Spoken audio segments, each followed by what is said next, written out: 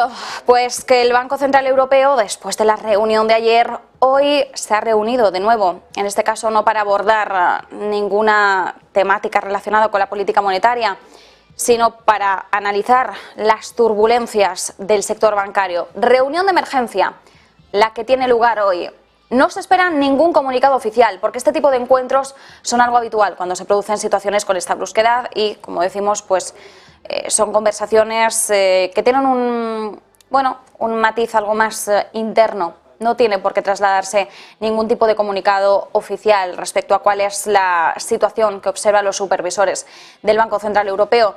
Recordemos que ya se reunieron a principios de esta semana, después de la intervención de Estados Unidos con Silicon Valley Bank, con Signature Bank. Hoy el foco está en Credit Suisse y en sus posibles efectos. Fuentes a Reuters aseguran que los supervisores del Banco Central Europeo no esperan un contagio de los problemas bancarios a la eurozona. Los inversores han estado preocupados, como decimos y lo hemos estado viendo, a lo largo de esta semana, por el riesgo de una nueva crisis bancaria. Se ha hablado de un momento Lehman después de Credit Suisse. Era Rubini, el Nobel de Economía, quien hablaba de un momento Lehman después de estas turbulencias que hemos visto en Credit Suisse, no tanto por Silicon Valley Bank, sino, insistimos, por Credit Suisse. Pero tenemos que recordar que arrancábamos una semana con la mirada puesta en Silicon Valley Bank, después del colapso que anunciaba la semana pasada el viernes, y aunque el lunes seguíamos viendo un mercado muy agitado a tenor de esto, el impacto se hacía sobre todo notar a este lado del charco en Credit Suisse. ¿Con qué se saldaba esta situación? O al menos hasta el momento, pues con ese salvavidas de emergencia que lanzaba el Banco Central suizo a tenor de la propia petición de Credit Suisse. Los supervisores han recibido la información de que los depósitos se mantienen estables en todos los bancos de la eurozona y que la exposición a Credit Suisse es insignificante. Las palabras que utilizaba ayer Luis de Guindos era limitada a la hora de hablar de esa exposición. Parece ser, según la perspectiva del Banco Central Europeo, con los datos de los que dispone, parece que los bancos de la eurozona todavía disponen de un exceso de liquidez de unos 4 billones de euros, que incluso están dispuestos a devolver al Banco Central Europeo ahora que pedirle prestado se ha encarecido tanto. Vamos a ver a continuación dato de inflación de la eurozona. Lo hemos conocido en el día de hoy. El dato de inflación, en cuestión de la inflación general y la subyacente, no hemos visto cambios respecto al flash.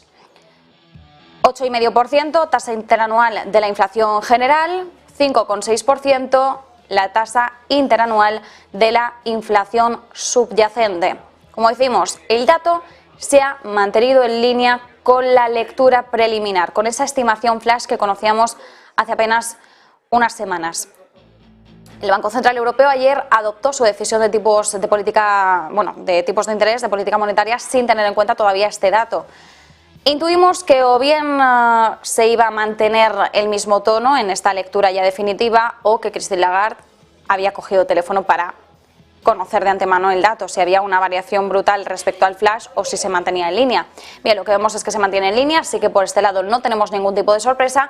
Vemos que se modera la inflación general, una décima, del 8,6 pasa al 8,5, la subyacente sigue preocupando y mucho, del 5,3 pasa al 5,6%, insistimos, tasa interanual.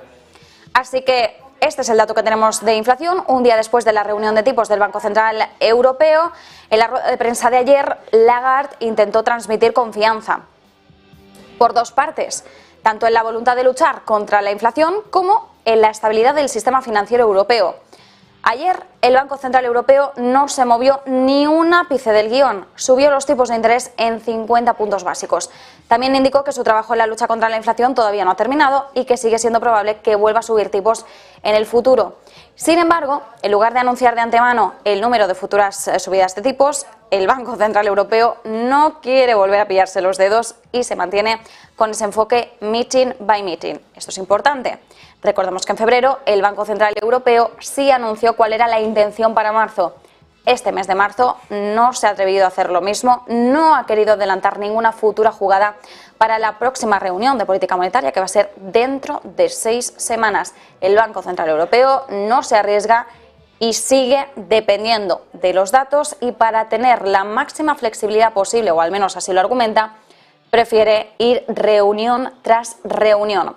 Mensaje clave que intentó trasladar por activa y por pasiva Christine Lagarde en el día de ayer es que los bancos europeos son resistentes, que cuentan con reservas de capital sólidas y que cuentan con liquidez y que se están beneficiando de una fuerte supervisión en Europa, que tienen una exposición, insistimos, eran las palabras de Guindos, limitada tanto a las instituciones críticas de Estados Unidos como a Credit Suisse.